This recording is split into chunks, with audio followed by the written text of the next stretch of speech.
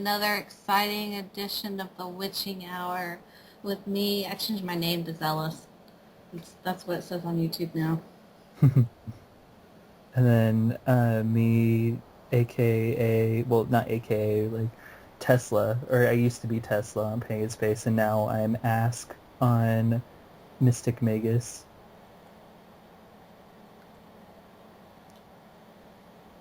Do I have to give my username? You No, could you give can just whatever you be want. Abdul. Oh, okay. That's Well, my name's Abdul, and I guess if I am gonna give a username, it's I'm axiomatic on the Silent Hill community forums. So. oh, I made up this name earlier when I was talking to Jacob. I just made it up randomly, but I wasn't trying to go for it. I just said it. And I decided this is going to be the name of the podcast. It's going to be The Witching Hour, Xmas Special in Real Life, whatever. That's basically what it is anyway. Yeah, it's just like, whatever. We already did a Christmas special. I don't even know how we started talking about Silent Hill and something. We talk about video games way too much on this podcast. But, to me, like, there's some video games that write better occult stuff that you could use in real life than a lot of occult books. Well, and we're just having fun too. Yeah, it's true. Might as well talk about what's fun instead of trying to talk about things that aren't as fun. Because it's more interesting that way, I think. Yeah, it's fun and it's better to freeball, instead of just us having one topic or whatever. And I know we don't get that many hits, and we're not very popular, except my hentai episode of the Anime Snob is mostly on mobile devices in Japan, which makes sense. And Saudi Arabia too. I don't know how Saudi Arabia got there. And wait, it's popular with Saudi Arabian women from the ages of 50 to 60 years old. Oh yeah. Desperate Saudi Arabian housewives. Grandma's got a secret. How grandma got her groove back. It's disgusting. I don't even know how that happened. I don't even question it. But I did, but the reason we haven't had the podcast in a long time is because I have school and I have work, and it's really hard to balance between the two, and we have holidays coming up and all this other stuff, so we haven't really gotten together and done a podcast. I think Abdul's also busy with school. He got a lot more school than I do. Yeah. There's just a lot of stuff going on for everyone. And I don't know what's wrong with Jacob. He's been disappearing. Yeah. But, pretty much, I made up a site because I got really fed up with a lot of the people that I know are disenchanted with the word pagan because of the stigma attached to it in the pagan community. And the pagan community thinks they did nothing wrong, but basically they're intellectually offensive. And by that I mean they don't really care about science, they don't care about historical accuracy. If you're skeptical, then you're personally insulting them. I mean, there's like a list of problems with the pagan community to the point that a lot of people that I know that are basically pagan don't really like calling themselves pagan anymore. So I made that site. It's mysticmagus.com. Yeah, there's a lot of people that just, like, why would you want to associate with people that don't really care about being accurate, don't really care about listening to people, they just care about their own thing, and if you don't respect them while they disrespect you, then you're just, like, some sort of terrible person. They pretty much make you out like you're a serial killer or something if you don't follow the crowd. And I don't follow the crowd, and a lot of other people don't follow the crowd because the crowd is not always right. So, I mean, you get different kinds of people, and then you get people shouting, UPG doesn't have anything to do with history, and it's like, no, it doesn't have to have anything to do with history, I agree, but when I don't want to say completely goes against history, but does it in a way that doesn't make any sense. Like, if I said Tezcatlipoca and my UPG likes Chinese food, that's more sane than some of the claims I've heard and paganism, where things like there was a temple of Lilith in the 1700s, and I have past life memories of it, and she was a feminist icon back then, and this completely and utterly goes against history, and it goes against science. Well, I agree with what you said too, and I never thought of it like this until you like told me, but it makes so much sense. How would, and I mean, a lot of people have like the past life regressions or whatever, you know, and I mean, it's possible, I think, but if you don't have the same brain, then how are you retaining memories of that brain? They'd have to be like recorded or something, wouldn't they? And how would you record a memory? It's not like I'm, to me, the most accurate representation of reincarnation is in Silent Hill 3, where people don't seem to understand that, and it's explained in Buddhism, and it's explained in Hinduism and other cultures that use reincarnation. You're not the same person as you used to be. Hmm. You're not that person anymore. And you don't have that brain, so it's harder. If there are memories, it's probably recorded in, I guess, what you would call a soul. But it's still hard to tap into those memories. And Hmm. what do you do when you're, like, under hypnosis, you're trying to get those past life memories, and you're trying to retrieve them in the brain that you didn't have a couple centuries ago? Yeah. And I mean, there'd have to be some sort of outside source, I guess. At least that's what I think. Because in order to retain something like that, you'd have to find it. And how would you really find it if it's not within yourself? I mean, it could be within yourself, but it's not in your brain. That's Yeah. the whole point. It's not in your brain until you bring the memory back. And to do that, it can't exist in the brain. It has to exist on some metaphysical level. Yeah. That's impossible to prove to me. And see, that's what I think. It's like when people are like saying that they have a dream or they go see a therapist, I think that's more just like a psychological thing. I don't think that's, you know, some sort of phenomena. I think it's literally just you're being hypnotized and you're spinning this story or you're just having a normal dream. From what I've had in my UPG with past lives, I can barely recall anything, and the bits and parts that I do recall, um, they really don't have much bearing on my life right now, and I don't really dream about them or anything. I hardly ever have any kind of like dreams like that. My dreams just usually have to do with the here and now, which is more important. Hmm. And And that's another thing that you, now that you mention it, it's like a lot of people focus on what was I in the past life or whatever. Like, was I a king? It's like, does that have any bearing on what's going on now? Is it relevant? Like, are you a king now? No. So, I mean, it's interesting, but you shouldn't like pursue it so adamantly when it's just something that would be like a fun little tidbit. It's not something that actually means anything now.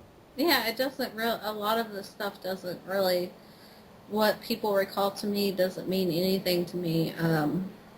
Besides the Temple of Lilith claim, the user also claimed to be a Lilium, one of Lilith's children, and I'm like, are you serious? And I can't believe anybody would entertain that she's telling the truth, because to me it just seems like, I mean, she claims to be a good person now and tries to do the good things, but she claims to be a Lilium. Do you know what Lilium do? Do you know what they do? They're not really good creatures. I mean, that's the problem I have with and I meant to make a video about this, and I probably will, because a lot of people thought my historical video was my actual opinion on Lilith, and it's not. And I just don't understand people and where they get their ideas about Lilith from. And then if you try to bring up history, then you're a liar. You're personally insulting them, and you're personally insulting Lilith. And look, I don't give a flying fuck. If I want to insult Lilith, I'll insult Lilith. I don't care. Hmm. And it seems like the people associated with her, and I don't know what it is, but you know how people attach to certain, I guess you would say, spiritual religious icons, and they become very zealous about it, like certain people are about the Prophet Muhammad, and certain people are about Jesus. Well, Lilith is one of those figures. Yeah. and I've never completely understood that. But I I don't mind if they modernly worship Lilith. What I mind is when they try to tell me all this shit that doesn't make any sense. Hmm. Like Well, an ancient Sumerian goddess of women and children. And it's like, good God. well, and it's like what you said too. Like they sit there and they hate history and they deny history. It's evil and patriarchal. And what you said, you're like, how would you know who the hell she is without that history? And you're going off of that history to understand what she is, who she is. So why are you like suddenly turning against it, or only you turn a blind eye to the stuff that isn't pretty, but the stuff that's pretty, it's like, oh no, definitely that works. That's what I don't understand. And I'm not saying that Lilith can't come to somebody and be positive. I'm not saying that at all. What I'm saying is that they're trying to like say that their experience is better than the people who invented the myth, which doesn't make any sense to me. Like, Hmm. I have my own beliefs about Murdoch. They do not have a lot to do with what the Babylonians thought of Murdoch. Hmm. But I'm not trying to make the claim the Babylonians were wrong or evil patriarchal or bloody blah blah blah. Like I might have beliefs that they might have been mistaken or, bloody blah blah blah blah blah. But I don't want to insult the original myth because it doesn't matter to me. Like Hmm. I take from the Babylonian mythology anyway. What these people are trying to do is trying to tell me that they don't take from the Jewish mythology, but they do. They really honestly do. And it's like without those people experiencing this being, whether it's negative or positive, you wouldn't even have this thing. So then they chalk it up to an evil male conspiracy by patriarchy to suppress females. And no Sumerian goddess was oppressed. It's stupid. I mean, you can believe whatever you want. I mean, you don't have to use history. You don't have to do this. You don't have to do that. But I mean, that's the big thing here. It's like, you can't tell me what I have to believe. It's like, no one's telling you, you have to do this. Because you could do whatever the hell you want. You could run around naked in the street until, the cops catch you. It's what you want, then do it. But it's just when you preach or when you try to correct people or when you try to assert that that's fact and what you're saying is wrong, and that's when it becomes an issue. It specifically becomes an issue. And I'm not saying the Lilith myth didn't have some male influence where it was used against women. I'm not saying that. But to say that everything negatively said about her, which her myth spans multiple Mesopotamian cultures, Jewish culture, and a bunch of other cultures that came in contact with each other. And you're trying to tell me that all those people who had those experiences are wrong and they all had the same experience, including the Jews who forgot about Sumer and Babylonia, then I start being like, hey, no, wait a second, something wrong here. Hmm. It might not be them, it might be you. And they're also very naive. It's like, first of all, the evil male conspiracy theory that they always put out starting to sound like the alien theories. Yeah. Like Well, they're getting to the point where I read them when I was a kid and I believed some of it, and then I learned the truth. And now as I get older, it sounds even more delusional than it did when I was like 16. yeah. And I know that reverse racism, reverse sexism is a stupid term because it's all sexist, it's all racist, but in the sense that like the tables are turning, it becomes like a reverse sexist thing where it's like you have this whole thing where it's like men are oppressing women, which I don't dispute at all. But then you have like these people starting to make up claims, or they're starting to focus on these claims too much, and then they themselves start to become the exact thing that they're like preaching against, and they start just being sexist towards men. And you see that like um, what you were talking about, like pagans and stuff, just in the community with the whole thing, like women only, and then it becomes like a whole thing of just Lilith, women only, and then it's like we hate men. And I just think that's stupid. Like, why are you gonna preach about like men hating women and then you're just gonna be a total misandrist? It's like, why not learn from that and say, okay, we don't believe these myths because they're totally misogynistic and we'd rather have it be our myth and we're going to rewrite things than to just totally flip the tables and be like, they suck, we're right, and then we hate men. It's just Yeah. so stupid. Yeah, that's exactly what I'm thinking. That's what the Discordians, I was reading about Eris and stuff, that's what they did was, uh, the person that started in like the 19th century, and he had his own experiences with Eris, and they didn't exactly agree with the ancient Greek text. And he didn't say they were wrong, but he just, this is what I believe. He wasn't trying to make it out like it's a fact or anything like that. I can see that more than I can see this. And one of the other problems I have with this conspiracy theory is that, according to this theory, people used to be matriarchal and people lived by, I guess matriarchal meant gender equality, which it doesn't. It does not mean gender equality. Matriarchal means dominated by women. And it was peaceful and it was a utopian society until the evil men came with their war and stuff like this. So basically it's saying women are weaker than men. So it's also sexist towards women.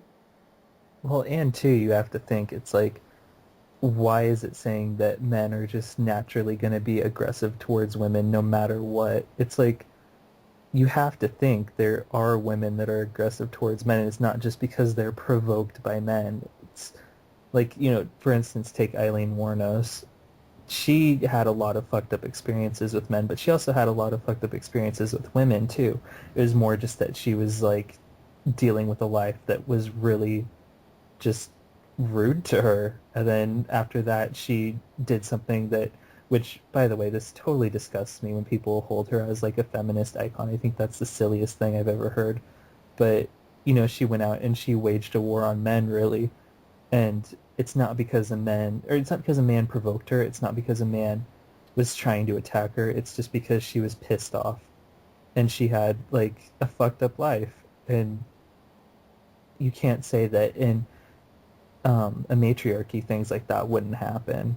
And you can't say either that in a matriarchy everyone would be happy because, I mean, I know technically this isn't a good example either, but like the royal family in the UK is at this rate a matriarchy because it's the queen ruling, but her power doesn't really mean anything.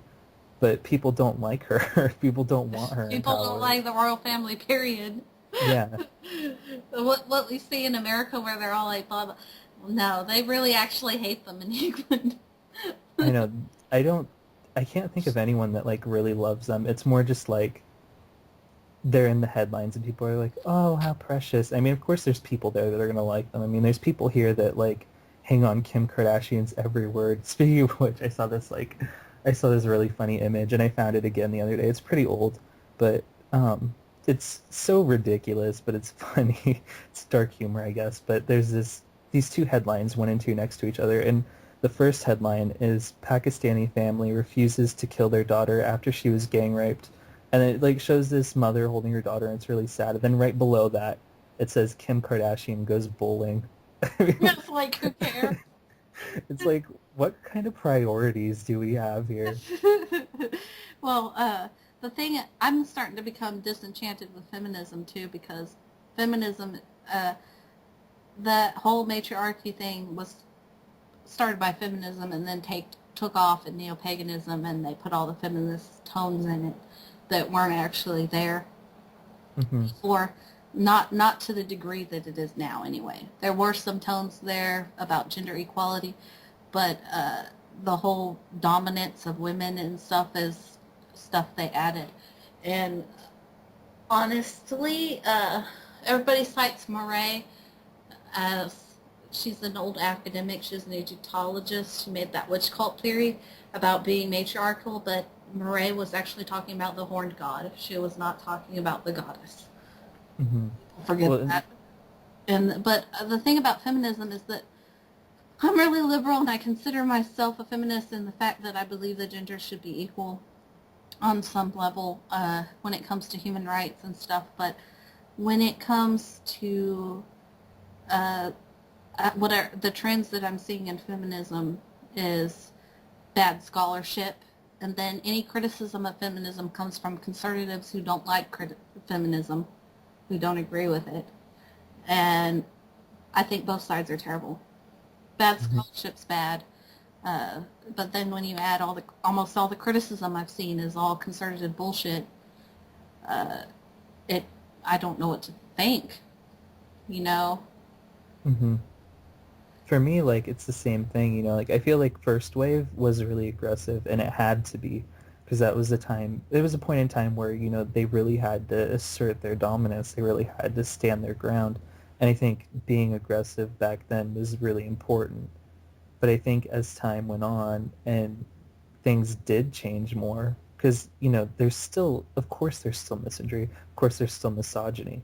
There's never, like, people on the internet or whatever go, there's no such thing as misandry. It's like, that's absolutely not true. I mean, it's for both sexes.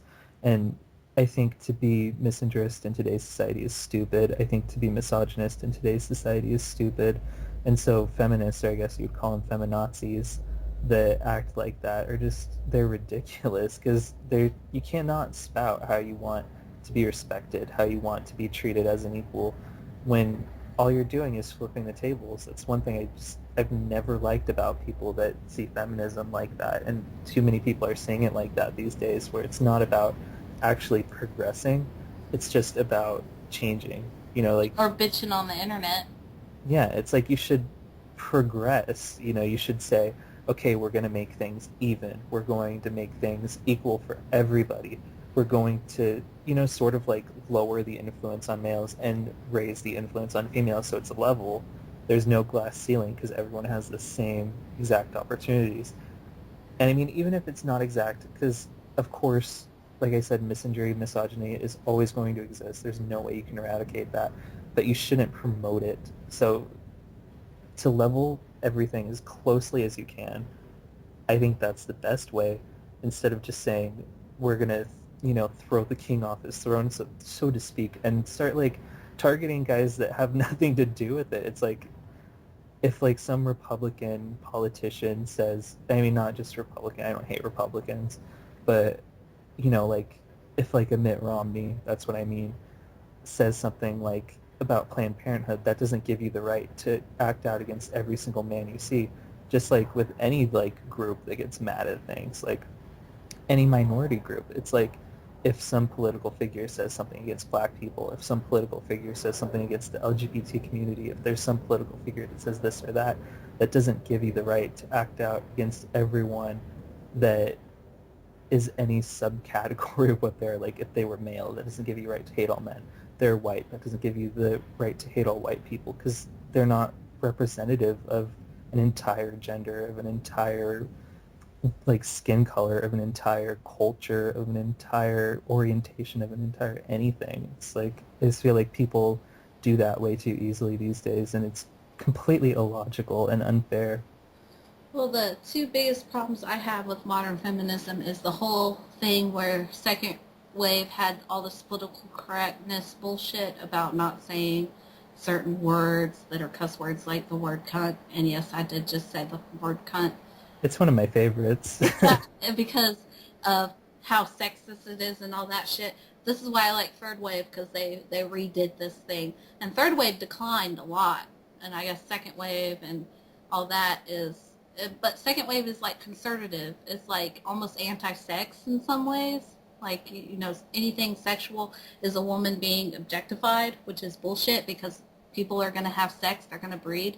And that's another thing that I have a problem with modern feminism, is they're too idealistic to the point where they're unrealistic. Like, everybody should be politically correct. Nobody should be ever saying, like, words like bitch or pussy or anything like that. And this is the focus, you know, being politically correct and shit. And anything with women and blah, blah, and sex, they're being objectified. Look, women dominate the porn industry. They make more money than men. Men, they only get their penis. That's it. That's pretty much their role, and it's their penis. Women, they'll own all their products. They make more money than men.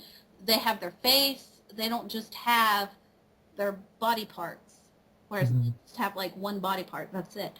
And people don't understand that. They just criticize. And it annoys me. Like, it's not sex positive. It's too idealistic to being to the point of being unrealistic, and it gets to the point where they attack men and shit, and then they say that like that post I reblogged, and you were shaking your head at where it said there's no such thing as misandry, and I'm like, are you fucking retarded? Go and hang out with some neo-pagans or Wiccans that are pro-goddess and goddess this and goddess that, and you will see some sexism towards men.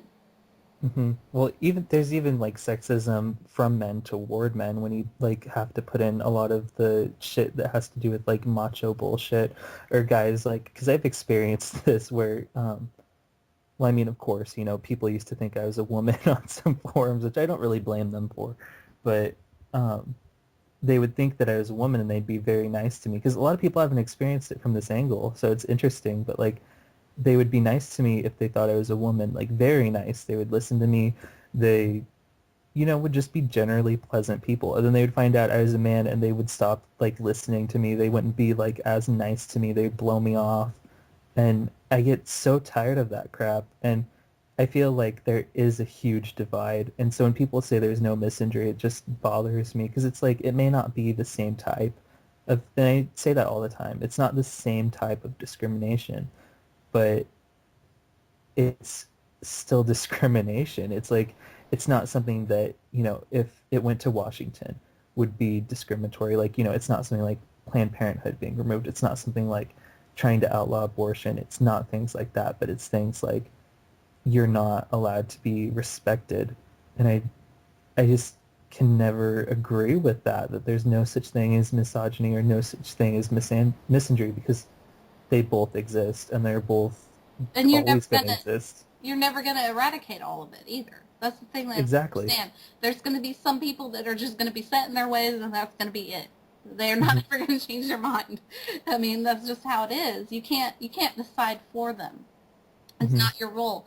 But one of the things when they say that Miss Andrew doesn't exist, they've never looked up John Wayne Gacy's case where those boys got raped and they had said something, and that all the court cases got dropped right before he started killing people because they were men. Because Exactly. if you say you're raped and you're a man, it's like a taboo. Like, you can't be raped and be a man. You don't know what the fuck you're talking about. You're not a woman. Like, Exactly. they don't have their own experience that's horrifying. When I was in high school, we had to do this student resource guide. It was like this big health pamphlet, and we had to have resources for if you're pregnant, if you have an STD, if you get injured, all these things. And I was working with it on working with my friend on it. My grammar got all screwed up. And I had to take care of the rape section, and she had to take care of it too. And I sat there and I was like, okay, make sure we find resources for men and women, because you have to have that. And I was looking for the resources for women, and there were countless resources, and then the resources for men, and there were like 2. And I understand that the statistics are very different, so there's a very different demand. But what I found really just a joke, like a complete and utter joke, is that there were centers that just catered exclusively to women. And I'm like, what happens if a man comes there and he says he's raped? Are you going to turn him away and say, oh, sorry? Well, it's like the centers that I liked were the centers that catered to both. But there was like 1 or 2, it's just really like a culture where you're punished if you're a man and you're raped. And it's the same thing. You're punished as a woman if you're raped. But it's, again, like I said, different kinds of discrimination. It's a different kind of punishment. Whereas like a man, you're just totally disregarded, and you're like, oh, you could have fought back. Like, really? That's a joke. So a lot of guys just don't even say it. I mean, there's guys that get raped in like the military and stuff that I read about, and they don't come forth because it's like, why? Because it's embarrassing and people aren't going to take you seriously. People are going to think that you're not a man all of a sudden just because you were a victim of this, crime. And then as a woman, it's different in the sense that you're like blamed for it. And it's like you're blamed for it as that, but it's like you're either blamed for it because you wanted it and you did it on purpose, or you're blamed for it because you didn't fight back hard enough. And it's like, I just don't get the logic between just hating someone for their gender, especially when it comes down to them being attacked for their gender. It's okay, there's like all these rape culture or anti-rape culture things, not jokes, but like you've seen it right on Tumblr. Like they're starting Yeah. to do that a lot more, and you know, uh, people have been fighting that kind of stuff for years. Though women have had a leg up on that, and it's not always looked at negative when a woman gets raped. I mean, a positive. It's not always looked at as a positive. Uh, there are a lot of, like you said, there are tons of support for women, tons. Mhm. But it's gotten to the point where, and I don't, dare I say this, it might be worse if a man is raped on him than if you're a woman, unless you're a child. Because being a Mhm. child is, like if you're a child and you're a boy and you were molested, it's a little bit more excusable than if you're like a man. Mhm. And you hear those stories of women who are afraid to say that they were raped for bloody blah blah blah blah blah reason, right? Mhm. Understandable, and there's a lot of support with that, but it seems like the fear that men have about not about saying about rape and stuff is a lot more legitimate than most of the fears women have, because women get a hell of a lot more support for being raped. Like if they get raped, they get a lot more support almost everywhere in a bunch of different cultures. Mhm. Not, and I'm not saying every culture, because you hear about extreme ones like in the Middle East and crap like that. But Yeah. you know, uh, in a lot of cultures, especially modern ones, they get a lot of support. But men, you get raped and you're a man, and that's probably why if you look at the history of rape, you hardly ever see anything about men getting raped because they're too afraid to say anything. Mhm. I mean, you're not supposed to be emotional about it. You know, you're supposed to fight back. It's all the taboos and stuff that you're talking about. And they'll treat you like shit. They will treat you worse than they treat a woman that they blame for the rape. And what's funny, it's like I think that you're screwed if you do, screwed if you don't when it comes to either sex raping you. Because think about it, it's like if it's the woman and you get raped by a woman, it's like, are you serious? Like, really, a woman raped you? Because of course they think first about the whole thing of like, well, you have to get an erection and you have to maintain it and blah blah blah. But it's like there's pills A that can do that, and B, it's like it's easy to force someone when you're able to assert a different kind of dominance. Maybe they are physically weaker, maybe it's an emotional weakness that they're preying upon, maybe it's this or that, but at the end of the day, what it is the feeling that the victim got. If they felt that it was something that was forced, if they said no, if it's even if they didn't say no, as long as it was something that they felt they did not consent to at all, and it's obviously affecting them emotionally and physically, it's like it's considered rape, but they don't see it that way. And then with a man, it's like it's humiliating because you're saying that you're weaker than another man. You know, you weren't able to fight back against another man, and then it instantly becomes a thing of like you become a woman, I guess, you know, like the negative stereotype for a woman or the negative connotation for a woman which would be submitting to a man. And then it's even worse when you have to go into detail because again, it's like um, when I was looking at all that stuff, they had all this rape help things, and one of them was like, well, what if I going back to the erection thing? What if I get an erection while I'm being raped by a man, and it's just a natural like body response? It doesn't mean anything at all, and then it becomes more humiliating that aspect. Or like, what if it happened under these circumstances? It becomes more humiliating, and it's humiliating either way for either gender, either sex, but it's just like crippling, I think, for a man, like you said, where it's like there's no help, you're not taken seriously. If you're raped by a woman, you're not taken seriously at all, like zero. And then if you're raped by a man, you're just like pretty much like humiliated and teased. It's like ridiculous. It is really ridiculous. It's probably worse now. I mean, it used to be women always complained about all the problems they had with it, but then you realize that it's both men and women. It's not one or the other, you know. Hmm. And the thing about male rape is they don't understand that even if you don't want to have sex with that person, you can still stimulate your genitals enough to become stimulated. Mm-hmm. You And don't see that, have to be attracted to that person at all. and that's the problem is that since it's an external sex or external reproduction system, it's something that's up to a lot more debate, I guess, you know? And so there's that whole issue, and it's just, I don't get it. And like statistically, I think they've said that they don't even really like know the true statistic of male rape because a lot of men just don't say it. They won't even admit it on like an anonymous statistic. Yeah, because they're too embarrassed. Mm-hmm. It's too shameful. And I don't like how America, at least American culture, I don't know how it is in other cultures, not in every other culture, every other culture, because in certain cultures, like Latino cultures, it seems more okay if a man expresses his emotions, but over in America, it's like you can only express certain emotions, like anger. Mm-hmm. You are not allowed to express other emotions like sadness. That stigma still, no, that stigma is still around. Mm-hmm. And I don't understand it.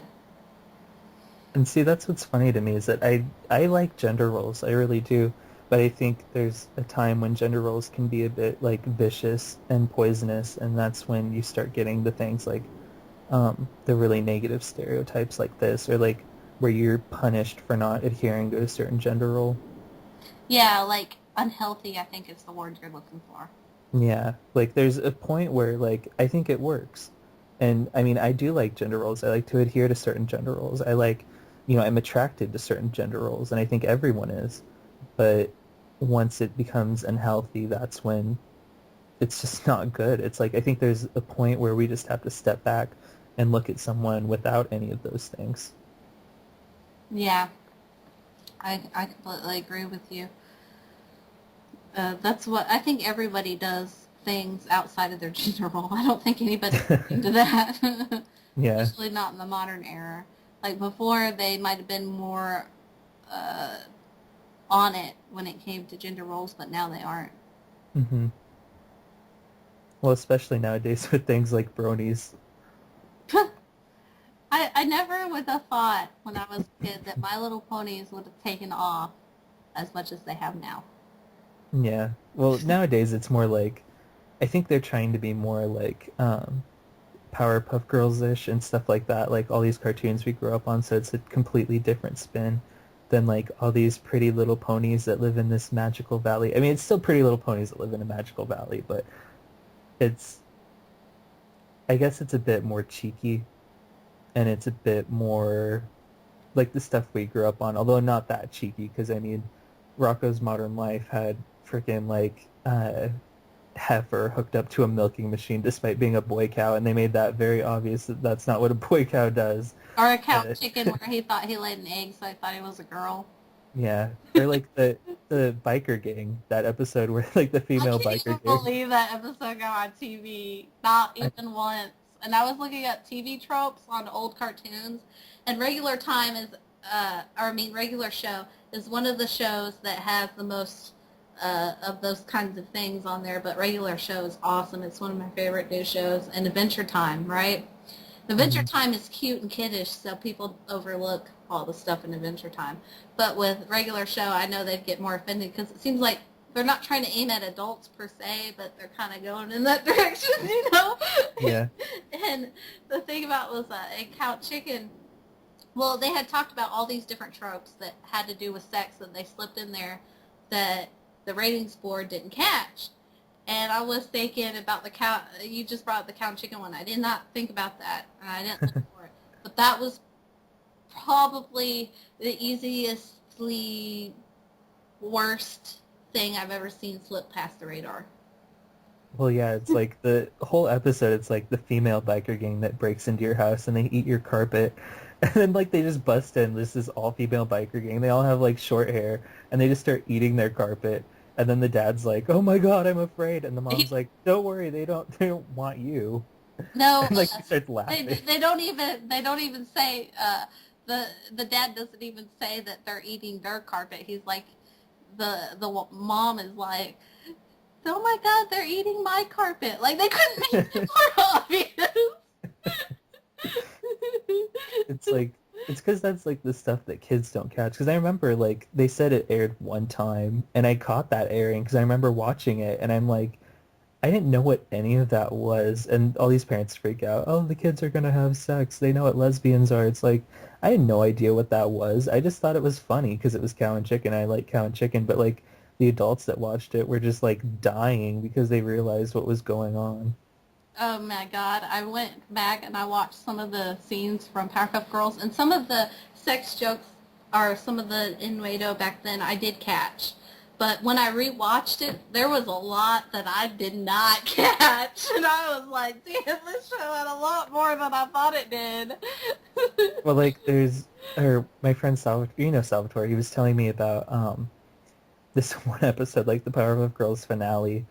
I think it was the first finale. Like there's this old colleague of the professor, and he was making all these like fake Powerpuff Girl type things. I think it was, and his name was Dick Hardley. Oh yeah, I never caught that. When I was looking at the tropes, they were talking about that. And there was, I think, one point where Blossom said, I like dick, or something like that. And then like every time they referred to him, they had to say Dick Hardley, and or they had to say Dick every single time, and they flew under the radar because Dick is a name and Hardly isn't a bad word, but it's obviously it's obvious what they were going for. I just wanted to, like, Craig McCracken, he's probably my favorite. Powerpuff Girls is probably one of my favorite cartoons that ever aired on TV. It's one of the ones I really like. I really like all three of the girls, but I love Bubbles and Buttercup. Hmm. I think Bubbles is my favorite slightly over Buttercup, because I can't stand Buttercup's attitude sometimes, but, Yeah. I like both of them, so it depends on my mood. So I mostly go by Bubbles, because I'm blonde and everybody's like, oh my god, you're like Bubbles, you wear your hair in pigtails. I like I like Bubbles because she was cute and she's like a psycho sometimes. Like in the pilot episode where Fuzzy Lumpkins has the meat ray gun and he turns her pigtail into like a drumstick and she's like, my hair. And she like freaks out because she like brushed her hair a lot and she's like thinking about how much she brushed her hair and how perfect it was. And then he just turned it into meat and she like goes psycho and she just like defeats him all by herself. It made me laugh because the kids and I used to fight over who was the most powerful of the Powerpuff Girls, and I used to say it was Bubbles. And they She's used to like say this. Buttercup, and I'm like, you don't understand. Buttercup is the toughest of the Powerpuff Girls. That does not make her the strongest of them all. And if you saw that, there was another episode that was like that where Bubbles got really emotional. Do you remember it? I think it was Mojo Jojo she fought, though. It was somebody else. And she went and cried by herself, and then she got really mad, and she beat him up. I can't remember that one. I remember the one where they were doing the battle simulator and they had to fight all these like different enemies, but it was all virtual. And they were making fun of her because she was only on a certain level. And so she like went up to the highest level the simulator could run, like so high it didn't even have a number. And she like beat everything. It just shows her like annihilating everyone, like punching their skulls in and ripping their arms off, and there's blood everywhere. The whole city is on fire. And she like did it though. She she gets really crazy. Like she'll kill something just because she's angry. If you ever see Dragon Ball Z, she's a lot like Gohan was before he was trained. Oh yeah. Somebody I knew on this website, Dragon Ball Z website, he asked Craig McCracken, he actually met him in person, asked him if some Powerpuff Girls is inspired from Dragon Ball Z, and it is. Like, her going on the highest level in the virtual simulator is a lot like the gravity machine in Dragon Ball Z, and then some Hmm. of the fights are inspired by it. But, oh, I think one of the best things I did remember about Powerpuff Girls that they couldn't get away with on TV now is having a transgender, transsexual bad guy. Him. Yeah, him was awesome, though. I know, he was like part crab too. He was like Satan, Crab, Krampus all put together. Hmm. He was a lot like Krampus because he had the Christmas outfit on. Yeah, I bet he came from Krampus. That's why, like, because I was thinking, he looks like Satan. Why is he wearing Santa's clothes? you know? But now it all makes sense, and he's always punishing children. I really need to rewatch that. Like, there's this one episode I remember, like, where they went back in time, and then, like, they're trying to walk around, but then they, like, zoom around a corner really fast, and a little girl sees them. This is, like, back in the 50s, it's supposed to be. And they, like, zoom around a corner, and then a girl sees them, and she goes, Martians! And she freaks out. And then, like, there's this other part where it's, like, all the adults, and they're in class as kids, and then they show this like thing with the mayor, and then Miss Bellum is in the class, and they're like, "What did you think about that video?" And she goes, "I think the mayor is an idiot," and she ends up working for him later. And I love how, like, the mayor was portrayed as, like, being a fucking retard.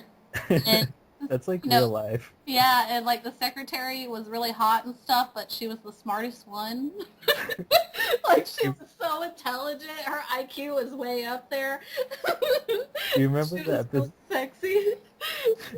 Do you remember the episode where they like all switched bodies, and then like Bubbles became the mayor, and she was like really sad. She didn't want to fight or anything, and they're like, "Come on!" I think Buttercup was like the professor, so she was all like hairy and shit, and she's like, "I don't want to," and they're like, "Why not?" And she's like, "Because I'm bald." And then they like went up and they like put like, or they took a comb and they just combed like 3 strands of hair over her head, and they're like, "Okay, you're not bald anymore." And then she was happy and she wanted to fight. Now that you mention it, I do remember that. She was like, "Because I'm bald!" Like that.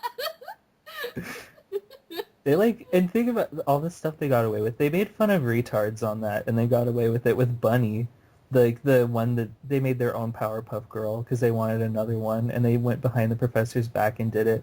And the one they ended up making was like this really tall girl that was like really fat. She had a big hunchback, like her hair was all screwed up, and like she had like just the weirdest eyes. Her teeth were all broken, and she like literally talked like special ed on Crank Yankers, and she ended up like sacrificing herself to save them, and like the first thing Bubbles says after she dies is she exploded. Yeah, I really liked that. They really loved her too.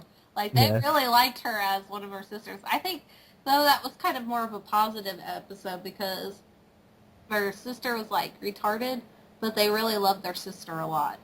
yeah. I think it's like a cross where they both made fun of her, but at the same time it did have a positive message where they really did love her. But then again, like part of it, they call her like stupid and to go away and leave them alone. But then she actually does like sacrifice herself, and then they like really did like her. And she's one of the characters that like most people remember from all of that. And I remember Princess.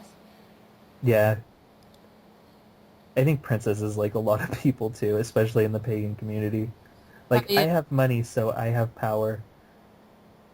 like Martina on Slayers too. Yeah,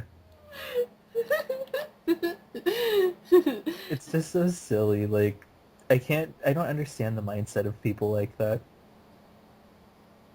Because they're so delusional.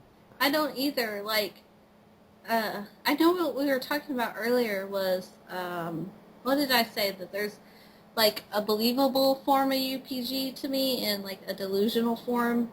Hmm. I know some people might say it's all delusional, it's all just coming from your head. Now you can make that scientific argument, I don't mind. But Yeah. no matter, there's some people that have really weird beliefs that sound a lot saner than the people that also have really weird beliefs that just sound like they're batshit crazy. Hmm. And it's usually the people that try to convince you that their reality is the right one, I guess. Well, and it's also, like you said, too, like, what you prefer to disclose and what you prefer not to. Because we all have, like, crazy shit that goes on in our heads. We all, like, have weird ideas. We all, like, do weird things when no one's watching. But when you prefer to like disclose all of that, and some things like I've noticed for myself is that I've had a lot of beliefs that have changed drastically just because I've grown up, or I've looked at things from a different light, and I've realized, oh, I really didn't know that much back then, and I thought I was completely right. Or wow, that idea was really weird, and I'm thankful that I kept it to myself, because if I went out there on a forum and I was like, well, this is how I feel, this is exactly what's going on, I would have sounded like a lunatic. And with all the stuff, 'cause all of this is based in an element of the unknown, so it's like you could think whatever you want to think, and science can't prove or disprove it. It's all personal. And so when you actually like start talking about it like it's fact, then I think that's when you look crazy.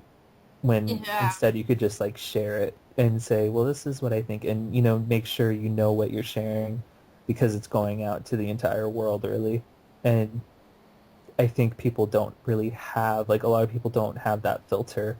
They don't know what to share and what not to share.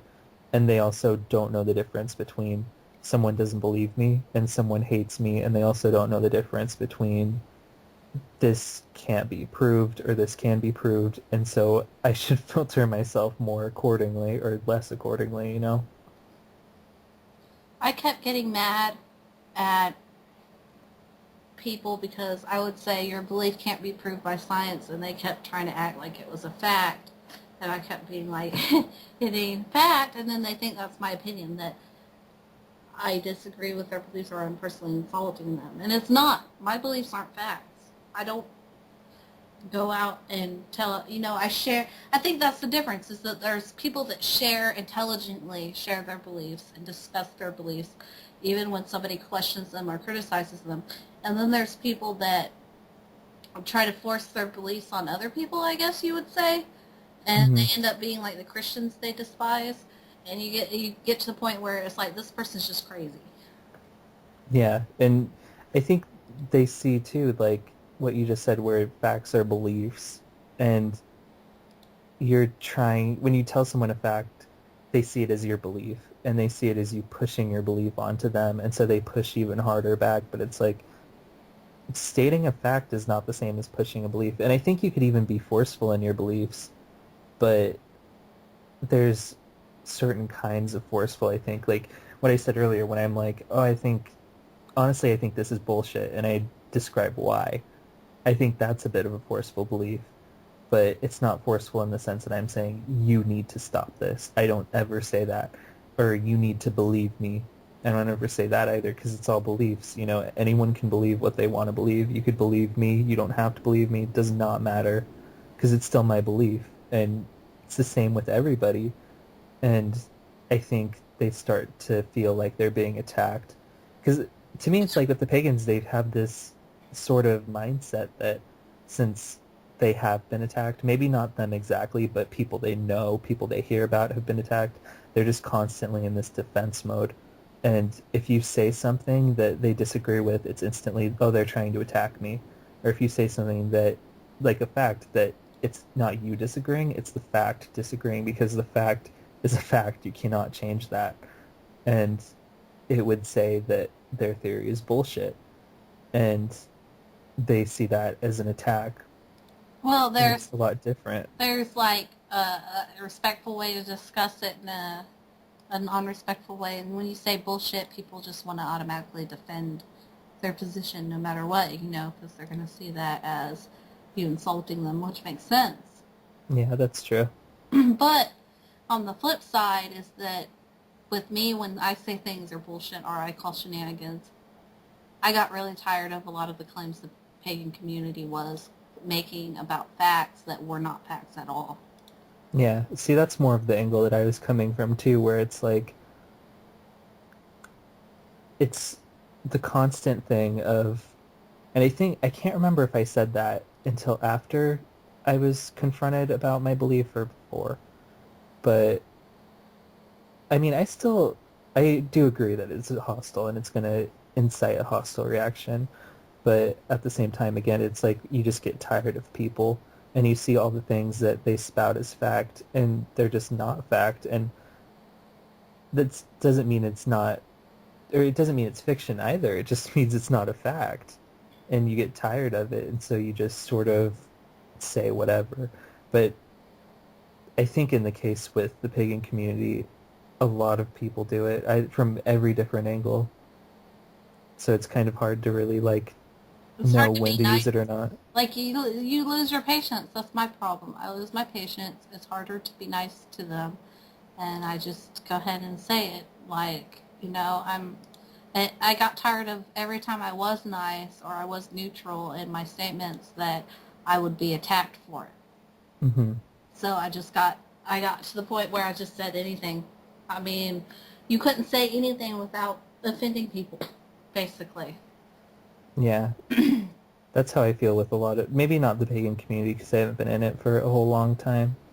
Or for a whole long time. I haven't been in it for very long, but they still get annoying to me. But I mean, in other communities I've been a part of, it's the same type of thing where if you don't have a certain idea, if you don't conform to a certain standard, and the standard generally is you respect me, I don't respect you. And if you don't conform to pretty much being a doormat, then you're just going to be shunned. And I really hate that. And with the pagan community, I feel like a lot of the mindset most of the time is gotten to the point where it's not, if you have an idea that deviates from what is the norm, it's not, okay, let's discuss it. And it's not the typical, you're wrong, blah, blah, blah, blah. Now it's like, I'm just going to ignore you.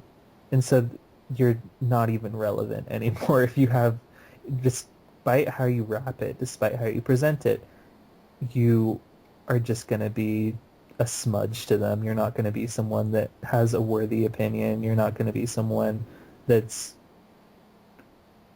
not reliable. Someone that's not, again, worthy of being in their sight or being around them. You're just going to be a thing, and your opinion doesn't matter.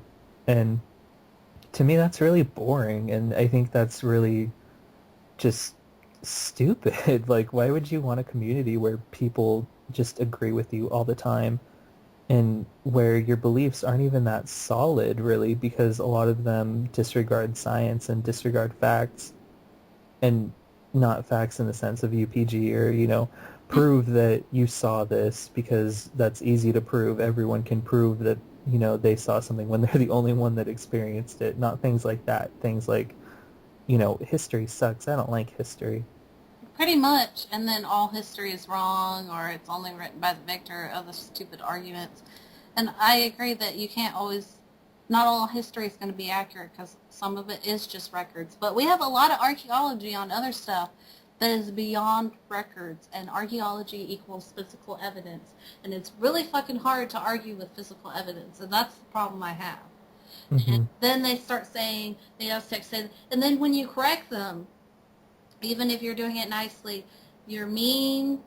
Because I guess people don't like to be wrong. I think that's the problem. And I admit, I even have that. I'm human. I'm flawed. I don't always like to be wrong either. But the thing about it is it's really hard to argue with science, And I've gotten called a know-it-all. It basically becomes like high school. Like the nerds or the rebels and the intelligent people, they're know-it-alls. I've actually gotten called that by an adult who was older than me on Pagan Space.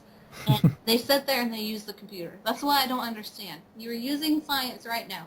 You see everything that science has made, including the computer, and yet you sit here and you deny science all day long. I never understand it. Well, see, what I mainly see out of it, and I mean, this may be like, that's not how we feel, you disrespectful little shit, but what I see is generally like, science said that we're not a mermaid. We hate science. And Yeah, that's the thing about otherkinism. Like, I like the girl of the image I reblog that was Cat Girl, where she was like, um, what did she say? When people ask me about how do I feel about being a cat, I ask them how do they like being a human. I mean, I like that attitude. I appreciate that attitude in otherkinism more than I'm a fairy, I'm a dragon, I'm a vampire, I'm a demon, I don't know what the fuck I am on the inside. yeah, well, and then there's the people too, like, they say, like, there's this thread I saw somewhere where someone's like, I'm a lichen. How many other people are there like that out there? I hope I'm not the only one left. And then pretty much for the whole thread, people were talking about, like, why did this become popular after the Underworld series? They're just talking about that the whole time. And then the person that started the thread was like, that's not true. And then, I've always known that I was one. And then they're like, take a picture of you in your wolf form.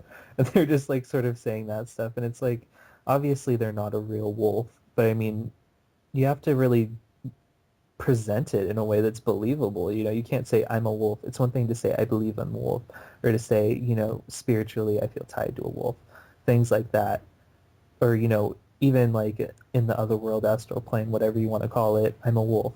Okay, because those are things that you can't prove. But when you just flat out say I'm a lichen, it's like, you know, people are going to have the right to be skeptical because they can tell where you got that idea from, and they can tell that you're not really one if you're sitting there and saying that biologically you are one. Because it's not biological. It's like biologically you're a human. Oh, I think the funniest one that topped it for me was we were arguing with some other kids, and this lady said a lot of people tell me I look like an elf. You know, I basically. Oh, and we lost Abdul. I don't know what's wrong with him. He ain't even talking anymore. Well, Yeah. they talk about how she was talking about how she was an elf and how she looked like one, and everybody told her that she looked like one. So when she saw other kinisms, she said, "I must be an elf if I looked like one." I didn't expect that belief at all. I'm sorry. Well, does that mean that a lot of people are technically asses?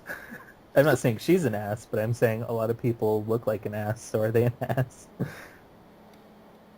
I don't know. I guess. Because, see, it's like with the whole thing where you say, spiritually, I am this. Or, you know, when I dream, I'm this animal. That makes sense to me, really, because it's like, it's a belief, it's an idea, it's something that can't be proven. So it's like, okay, you believe that. But then when it's like, biologically, I am this, it's like, there's no biological evidence. If you go to a doctor, they'll perform 100 tests on you. They'll compare your DNA to every known living creature out there, and they'll say, okay, you're a human 100% through and through. You're not a combination of a cat. You're not a combination of a dog. You're not biologically a cat or a dog. You are 100% human. Because that's just how it is. It's like, you could be an animal in other aspects, but you're not biologically an animal. You're not biologically like an orc. You're not biologically a fairy. You're not biologically an elf. It's just impossible. Yeah, and that's when you get people should know that beliefs are not facts. And when they keep that in mind, that doesn't mean that anything goes. Like, it means that everything that somebody claims that's a belief is true. That's not what it means. Hmm. It's true to you, but it's not true to everyone else, so therefore it's not a fact. Because a fact is something that everyone can observe. A fact is something that can be recreated, like, in a controlled environment. And even if it's not able to be recreated in a controlled environment, it's something that's able to be documented by multiple people. And it's a specific experience, you know? It's not something that, like, I had a dream and 5 other people experienced it. Then maybe it could be a fact. But when it's something that you solely experience, or it's a belief that you solely hold, or, you know, maybe other people hold that belief, but your variant of it is specific, or I, I'm getting kind of confusing, but basically, obviously, what it is, it's just what you believe is not the same as what really happened. Because I mean, of course, with facts, when there's multiple witnesses, there's going to be variance, but for a specific event that you like had, or like a belief that you have that has no tangible evidence, it's just not a fact. so, what would you, like, when you're taking into other people's, because I know we talked about personally, like, UPG, but how do you separate, like, you know me, so you might not want to use me as an example. But I won't. how do you separate like what you believe somebody's UPG is a personal truth for you versus somebody else who would call it delusional? Well, there's 2 people we both know and a lot of people know, but I'm not going to name names, but so I'll keep it pretty vague. But there's someone that I've met on the internet that believes that they're married to a deity, and then there's someone else that believes that they're like, they reside over this entire legion of mythical creatures. And it's like, to me, I would believe someone based on how they post, how they talk to people, and just really how they act overall. And like you've said earlier, with someone that flaunts something, that's a red flag. Because if you're just flaunting like, oh, I'm this, I'm this, I'm this, instantly, regardless of what you're talking about, regardless of who you are, it just seems fake. It doesn't seem real. And so this person that believes that they reside over these creatures or whatever you want to call them, I would not take someone like that seriously, especially if they're talking about something like they're talking about succubi, incubi, they're talking about things that are known to trick people, and they're talking about how influential they are over them. I'm not going to believe them because I'm going to think, you're being tricked too, aren't you? But then when you have someone like the person that's talking about how they're married to a deity, to me, I've never seen that person flaunt it in the sense, like, of course it's going to be flaunting if they're going to make it something that they're known for, but honestly, like the deity they speak of, I could see it. I don't personally see it, but I mean, like, the likelihood of it, I could see that happening. And just, it's not the same kind of flaunting to me. It's more just like discussing or posting about, not saying, well, I'm married to this deity, so I have power over this and that, and you can't make me do this, or blah, blah, blah. I'll use my power against you.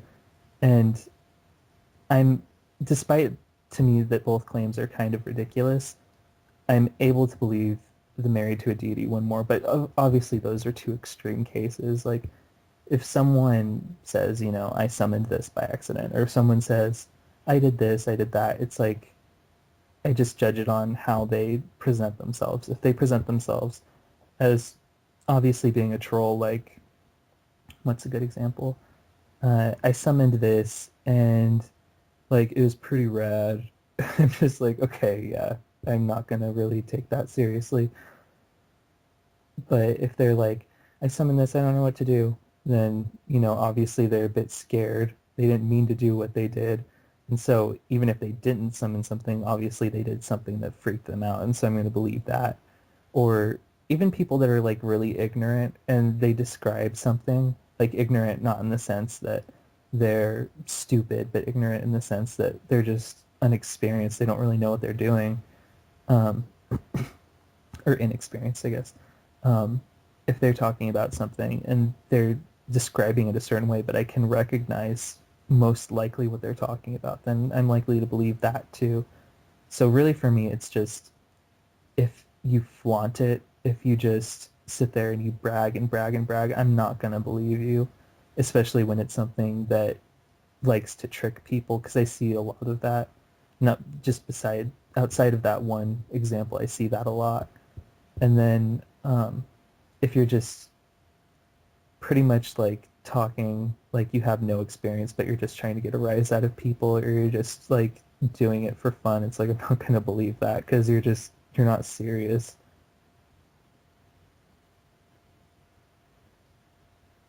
With me, it's pretty much similar. Like, I go based on behavior.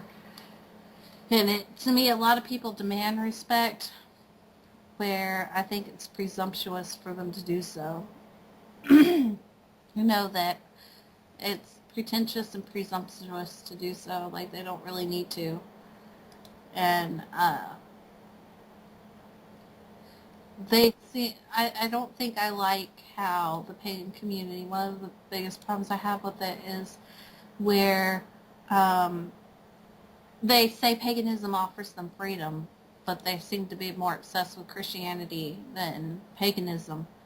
And they talk about their beliefs giving them freedom, but I don't see it solely, like, to be free, I don't see it just as being, I don't know, what would you say? To me, it's like, I remember those Beliefs? arguments. Yeah. I don't think I don't think beliefs really set you free. I think knowing yourself sets you free.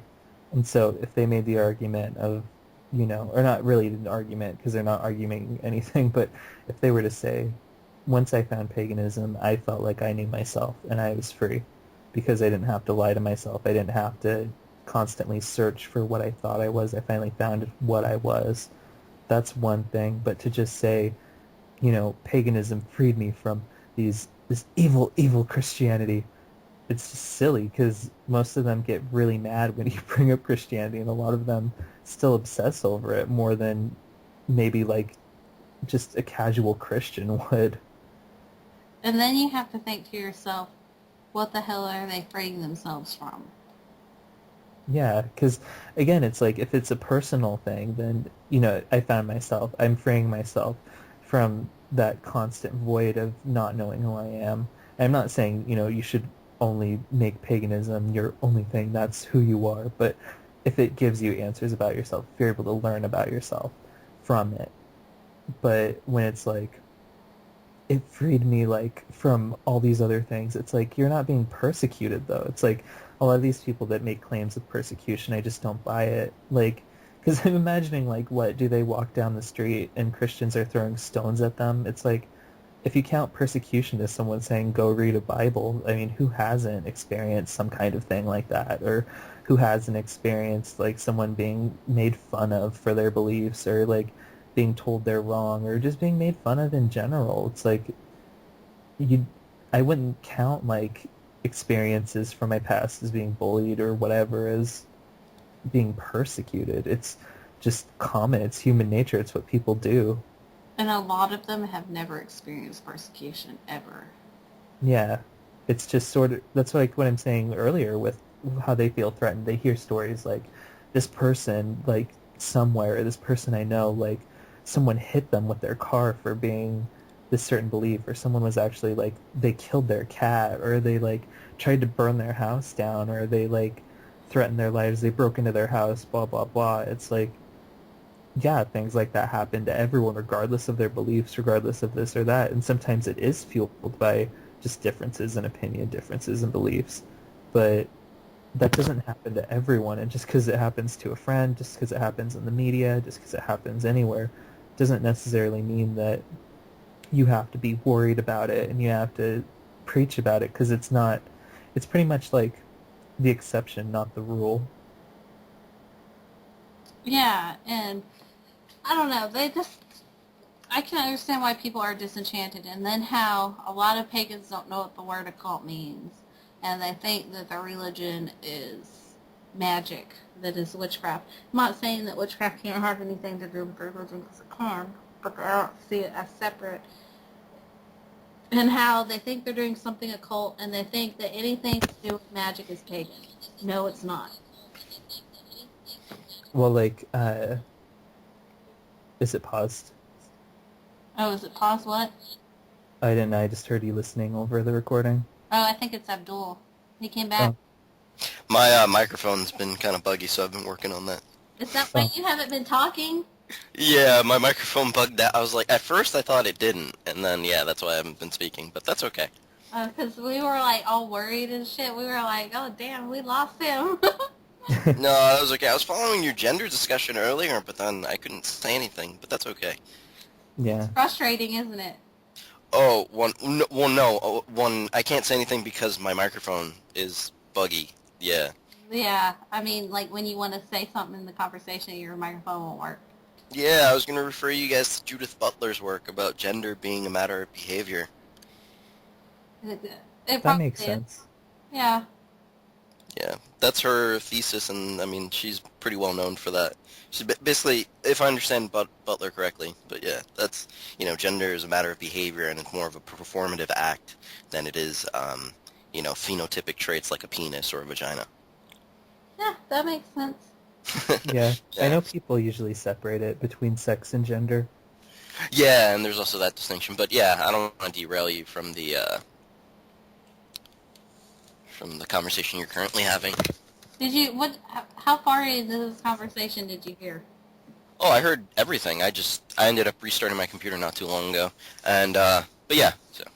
Oh, okay. Because now I can't remember what we were talking about. We were pretty much talking about that whole witches thing on Bio, where they don't they don't separate religion from like the occult, and so you have people like going, oh, this is about Wicca, and they just talk about witchcraft the whole time. It's like it's not the same thing. Yeah, it really irritates me, because then they all the magic and all the occult literature and stuff is pagan, and actually a lot of the stuff that they use actually came from Christians. It did not come from ancient pagans. And what's the difference? What would you say is the correct usage of the term occult? Well, I see it as esoteric knowledge, as hidden knowledge. You can actually say that occult is completely psychological, and you would probably use symbols, and mysticism would be included into it. Anything is basically about hidden knowledge, finding hidden knowledge, the usage of symbols and stuff like that. And magic.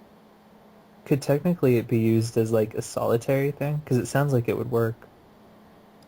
What do you mean as a solitary thing? Like, for instance, solitary witchcraft, if you were to like make things on your own and not share it, or like if you were to be a solitary practitioner of a religion and add your own ideas. Yeah, you could. I mean, I practice the Aztec religion by myself, and I practice pretty much all of my magic is by myself. I used to have my ex-boyfriend help me, and we did some rituals to like Cali, and we did a ritual to like Tezcatlipoca, and the ritual to Cali was really cool. We did it in a graveyard, and we did it at night, and the Tezcatlipoca one was cool too. We did it in the same place at night, and there was blood involved. And when we did the Tezcatlipoca one, there were like these turkeys coming by, wild turkeys, and they make this weird noise, and it like scared us, so we couldn't see them. It was really dark and in the middle of the woods, and the cemetery. It was awesome. I was like, I don't want to derail it too much, but I was like watching this playthrough of this Tomb Raider custom level the other day, and the final boss in it was Kali, and you have to like kill her.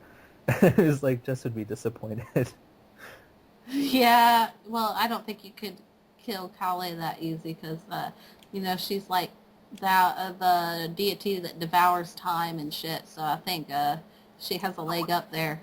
Yeah, it had to do with time and everything. You had to kill her for an hourglass, but I agree, because like in all the other, like the official games, whenever she fights a deity, she doesn't kill it. So I wouldn't see that happening. It was a cool idea though, but I was just like, she'd be so disappointed because you have to like just chase her around until she dies. There's this one game, Indiana Jones. It was an Indiana Jones game. My old friend John Brown showed me that he's not online anymore. He never talks to me anymore, but he showed me, and at the one of the bosses in this temple, you're like in Mexico or whatever, the last boss in that temple is Quetzalcoatl. And I was like, really? And you know how Indiana Jones hates snakes? So Yeah. it's like, dude.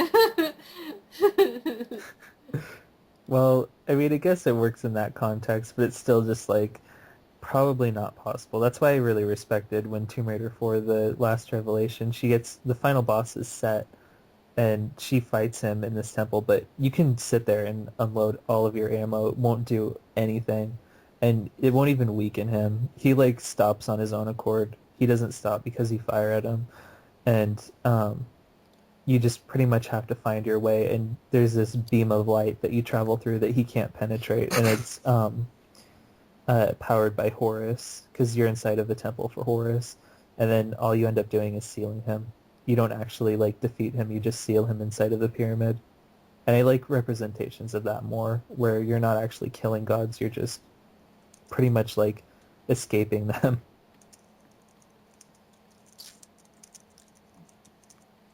Yeah, I think my favorite game about killing gods is God of War. I don't know if anybody else played that except me. I don't know anybody else that does. My I know friend about Brittany it. plays it. But I feel like they ripped off Xena's storyline, kind of. As Xena's storyline kind of ended up that way. He can be the male Xena. But Xena was cool. I really like Xena. I don't care how lesbian it is. It's one of my favorite shows. Like, I didn't like Greek mythology, but I like Xena. I like Hercules, too. I wouldn't mind watching Xena. I know with God of War I always laugh, because I haven't actually played it, but I heard that like pretty much it turns into like a 300 thing, where it's like, Greek mythology, and then, man, I got all this pussy, and it's like probably not what you'd be having back then. Maybe a little bit, but there'd be a little bit of something else too that you're not showing. Well, I'll tell you what happens. They did actually. They're coming out with a new God of War game, God of War Ascension, and they are actually bundling it with 300. Really? Yeah, they're actually That's bundling funny. it with that movie, but it is exactly like that. I think it was me that told you, but basically you're always like having sex, like having a threesome with two women, and really, it's not what ancient Greek culture would be like.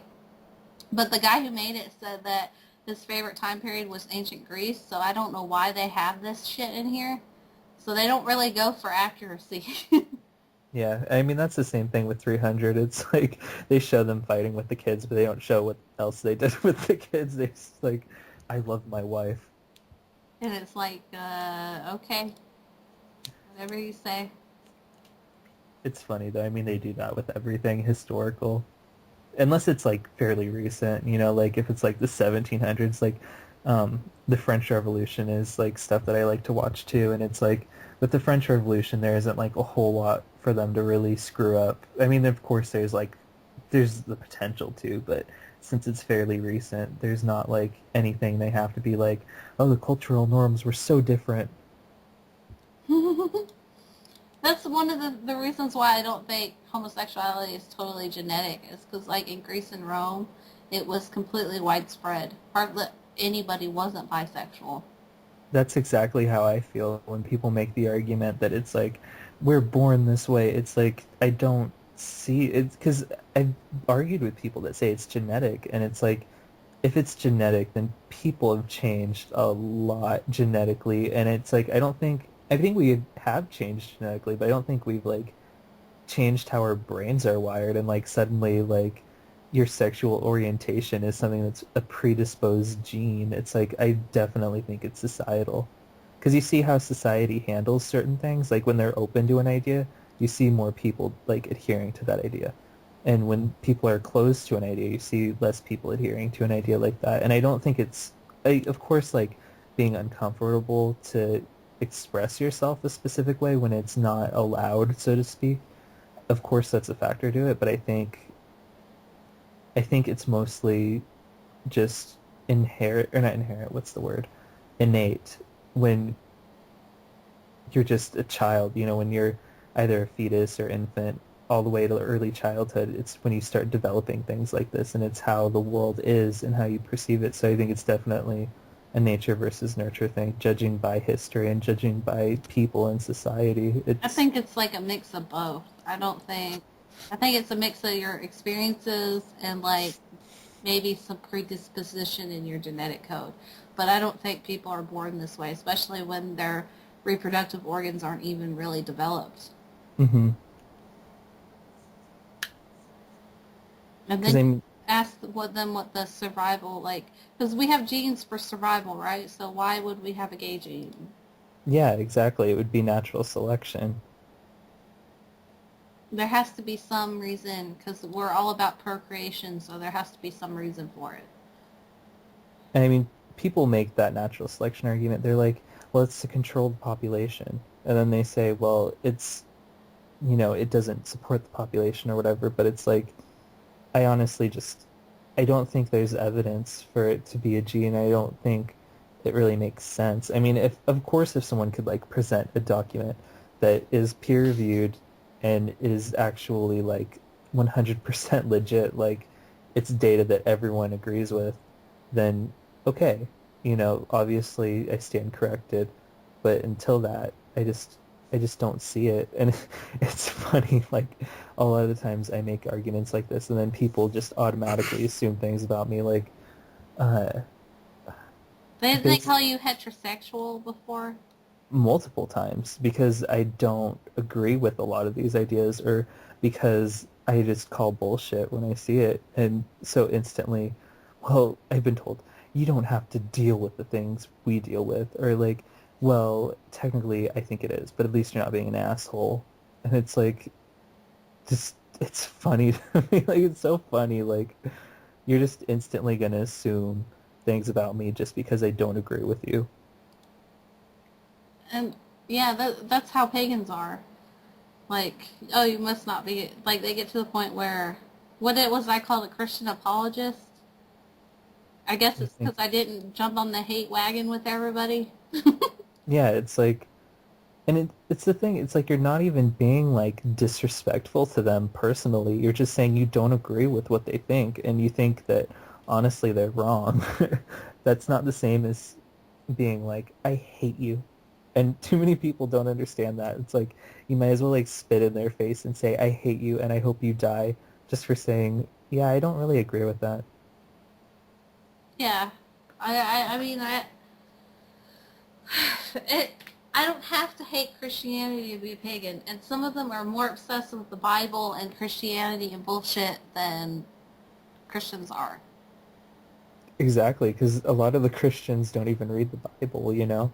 Like they don't read the Bible or they read it loosely or they hear it from someone or they're just very casual about it, you know?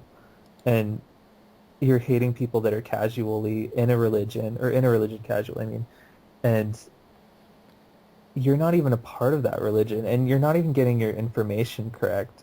You're just spouting it because you're mad. And it's that like raises a further question. Why are you mad at them? Because you were born into Christianity, like you had to go to church a couple times, or maybe you didn't even go to church. It's like you just saw someone on TV and they were rude and they said they were Christian, and so now you hate Christians. Or because just some widespread idea that's a stereotype on Christianity. It's not something that Christians actually believe, and so you hate Christians for it. It's just I judge people based on them individually, you know, like I've had best friends that were Christians and I still do. It's like I don't care because I'm not going to judge someone for being Christian because I don't have problems with the belief. I have problems with people. I don't have problems with their beliefs. So I'd rather know how someone personally applies a belief to their everyday life, how someone believes something, not what they believe, but how they believe it. That's exactly how I am. Like, there are some people that have beliefs that are really crazy, but like I said earlier, I usually base it on behavior. And you Hmm. can tell when somebody's dishonest. I just think that there aren't enough people that think like that, unfortunately. There's just a lot of people that, and I mean, again, it's like, it's a duality thing. You have to have one extreme to have the other, and everything in between, really. And so, of course, there's always going to be people that are extremely judgmental, and we're all judgmental, like to some extent. It's like we're going to see someone and think something, or we're gonna have an idea that we hear and we're gonna think something without knowing anything about it. But I think to be like that with entire groups of people, I just think is silly. To not have the ability to judge someone based on who they are as a person rather than who they are as someone who associates with a specific group. And I got really tired of pagan space, so I've been like getting away from it. Yeah. Like, I'm getting sick of being around people like that. It seems like the intellectualism has taken a very, very steep fall down a hill.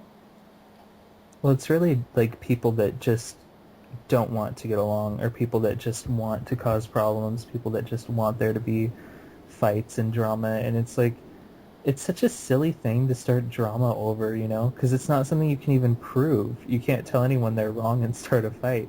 You just say, you're mean to me. And they're not even being rude. They're just being honest. And it's one thing to be, like, honest and another thing to be an asshole, I think.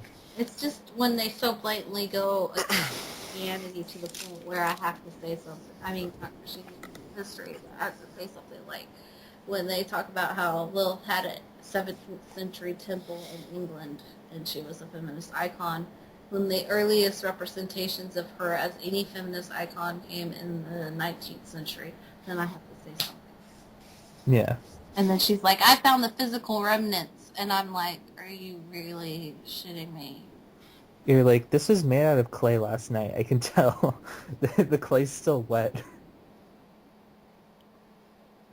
I have this text that was written years and years and years, centuries ago, and it's like just obviously like not real, or like it's something that has nothing to do with it. That's like something that I think would, I mean, I haven't personally seen it a lot, but it's something I could imagine popping up a lot where someone's like, this is proof, and it's something that has absolutely nothing to do with what they're talking That about, or happens, like like, a lot. it's very loosely associated.